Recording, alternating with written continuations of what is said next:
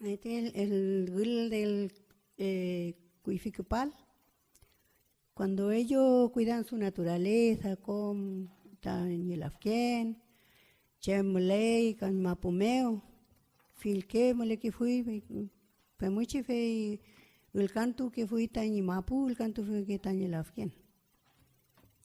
Fue mule.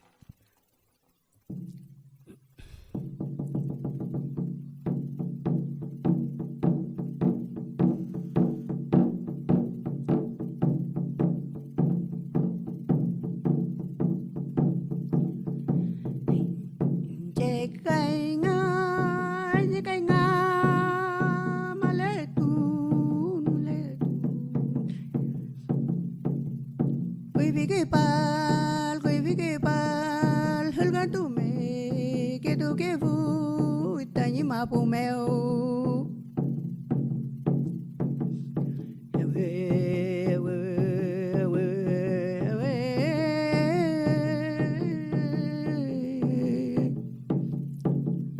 Malay kay nga, malay kay, tañi Traytrayco.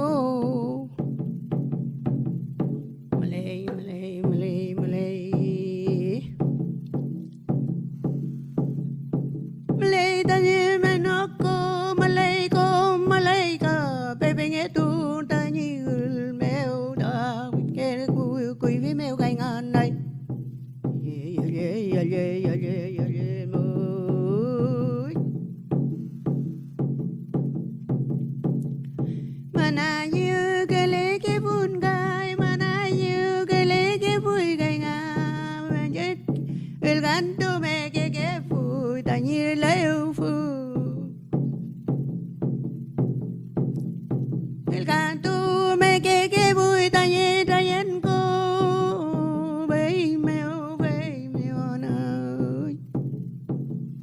Ayu que le que voy, ayu que le que voy. Tega du mi ta mi mapu meo.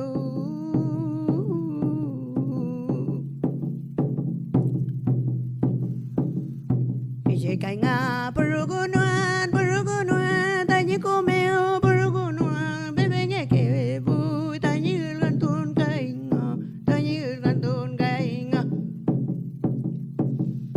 quay chạy kia sao mò cái chạy kia sao mò quay chạy kia cây ngà quay chạy kia quay du cà phê cây ngà nơi ai tu mẹ kể vui ai tu mẹ kể vui.